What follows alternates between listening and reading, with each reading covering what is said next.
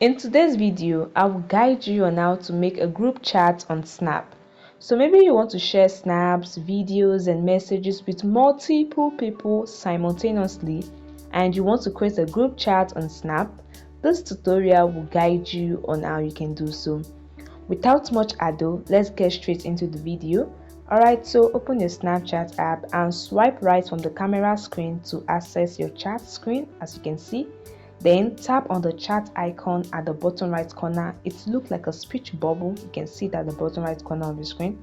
Tap on it and select the new group option at the top. Now select the group member, select the user you want in your group according to your preference. All right, I'll go with this. Once you tap on the name, you see a check mark in front of it, so you can select as many users as possible, up to 200 members.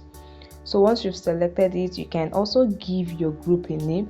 Just tap on the new group name at the top and enter the name of your group according to your preference. I'll just go with Tech Self Community.